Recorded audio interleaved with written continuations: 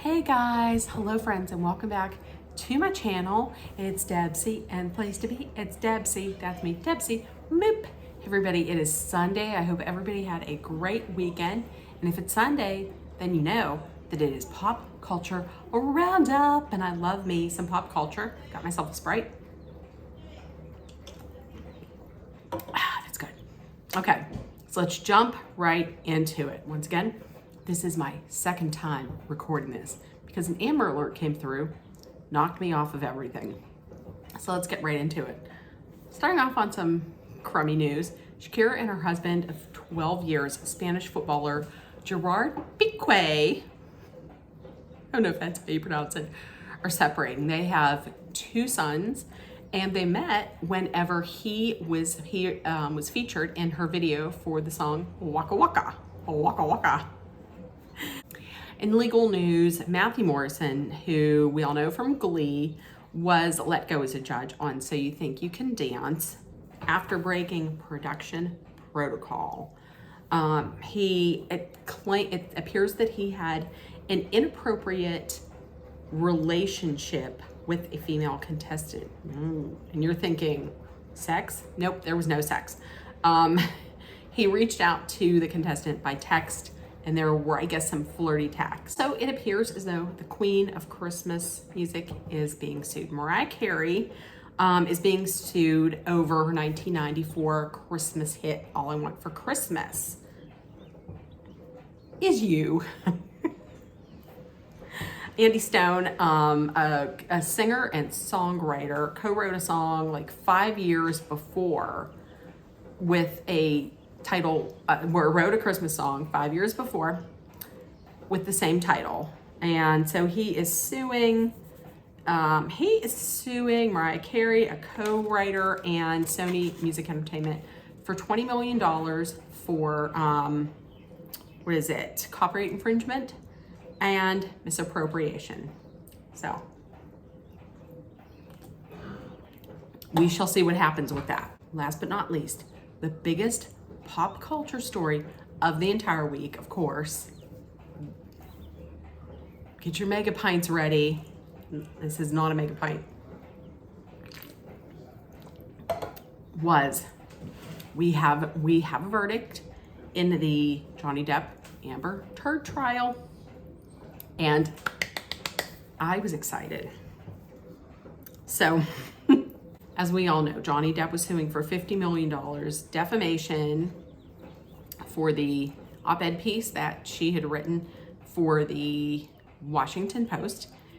She was countersuing for $100 million, claiming that her ex-husband and his attorney, Adam Waldman, had waged a campaign to ruin her career.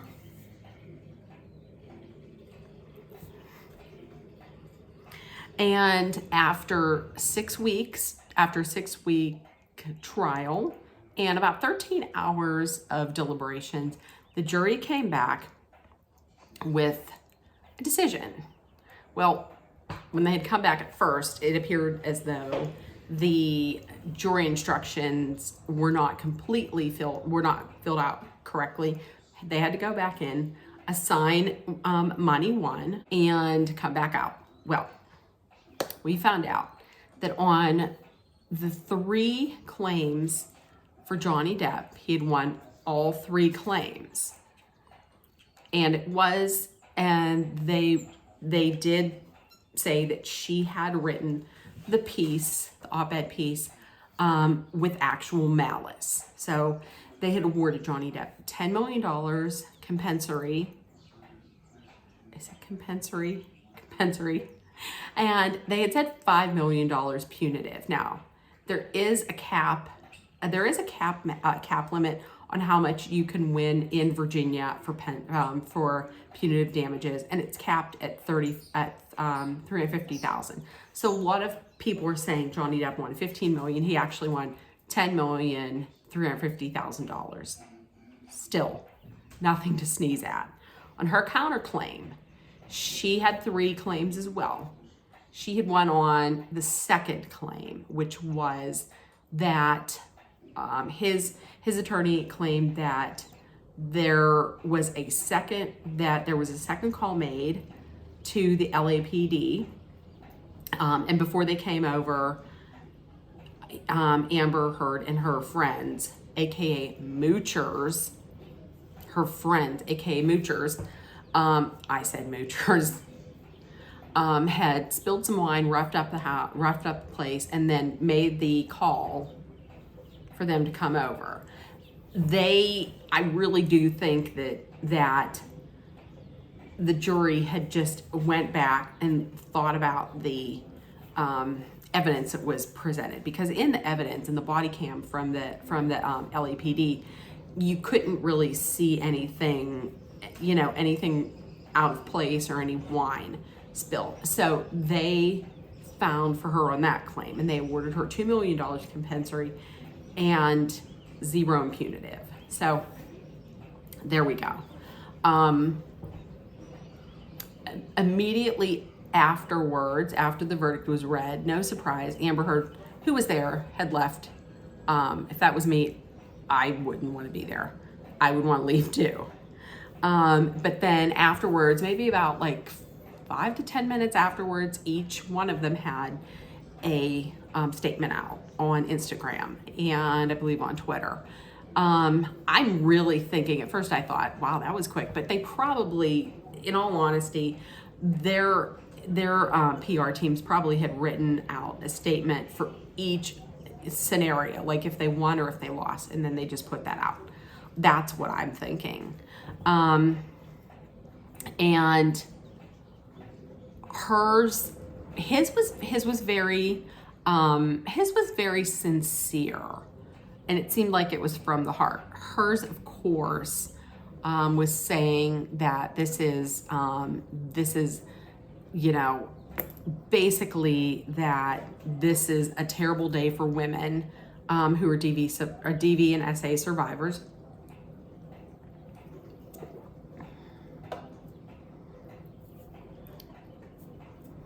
And I'm doing that because I don't, to be honest with you, I don't believe that she was the abused. I don't think she was the abused. I think he was. I think she was the abuser. So, and then also she had said that obviously this proves that, that you don't have freedom of speech. Well, you do have freedom of speech. What you don't have freedom to do is to go out there and lie about people and try to purposely ruin their lives. I mean, the Second Amendment is there to protect your freedom of speech from the government. It's not. So the government doesn't take away your freedom of speech. It's not so you can go out and lie. So that's just it. Next day, Elaine Brederhoft, her attorney, had gone out to the media outlets, was on NBC, was on the Today Show, was on a CBS morning show, and Gayle King and the guys on that show, they came after her and pretty good. I mean, she was saying this is a travesty. This is a terrible day for women who are victims, and then Gayle King said, well, people did not believe your client. Why didn't they believe her? And then she immediately, just like her client, had to start, blaming everybody else. Well, because Johnny Depp is such a big celebrity. Gayle King was like, well, your client's a celebrity too. She didn't have any comeback for that. She was continually bringing up about that he already lost the UK trial. But this should not have even been a trial here. Well, first of all, the UK trial, she should know because she was with Amber Heard then too. The UK trial was completely different. The UK trial, Johnny Depp was suing The Sun based on the claims that they put out there that were given by Amber Heard. He was not suing Amber Heard. He was suing The Sun. Also, from what I understand, in that trial, there was a whole lot of evidence that Johnny Depp's side presented that was not permissible in court. Cards were stacked against him, going right in. And also, the UK has a completely different trial system. Over there, it was not trial by jury, it was trial by judge. The judge makes the decision. For here, it's by a jury of your peers. And she also then decided to throw the jury under the bus. She mentioned about how there was so many Johnny Depp supporters, and every day they would let 100 people into the courtroom. They were all Johnny Depp supporters. Oh, this was all over social media, and the jury they were not sequestered, and they had 10 days off in the middle of this. They could have very easily went on social media and be swayed and all this and that. Listen, these people were giving up 6 weeks of their lives. They're going to take this damn thing very seriously. I doubt that they're going out there and they're checking out TikTok and Twitter and Instagram and Facebook and whatever. No, let's just admit to it. Going into it, from what I understand, Amber Heard had a pretty solid case if you're going by the law. That's what I've heard. It all changed whenever she got on the stand. She was not believable. She was to me, it seemed like she was an actress, a bad actress that was auditioning for a part that she's never gonna get. And she was playing instead of talking to the attorney, she was always looking over at the jury, looking to see, trying to play some emotions. Did not work. She was not believable. None of her evidence synced up. Half the people, not half the people, mostly 99.9% of the people that were her friends that were testifying for, she didn't even talk to anymore. They were probably just testifying because maybe they were subpoenaed. Who knows? So, yes. And if I'm being honest, honestly, I wouldn't think that her career is hurt by what he said and what by Adam Waldman said, but by the fact that she is a shitty actress. This proved it. Shitty. So there we go. She's going to appeal this. I have no idea of how she is going to be appealing this, because it came out that she was paying in the trial. She put it out there that she paid $6 million for her legal fees. And now come to find out that's not being paid by her. That's being paid by her homeowner's insurance. That blonde woman that was always with her, not her sister, but the other one. Yeah, that was a representative from the homeowner's insurance. And during this whole trial, she stayed in a mansion that was costing her $22,500 per month. She was there a month and a half. She needed a mansion that had tennis courts and a spa and, whatever. Come on. You got that kind of money to pay for that, but you can't give this money to the ACLU and to the Children's Hospital of Los Angeles. Girl, goodbye.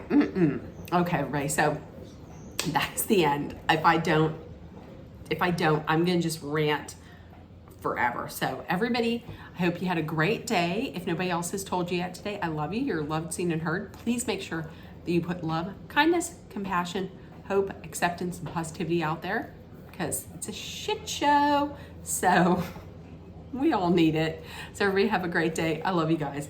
Make it pint time. Bye, guys.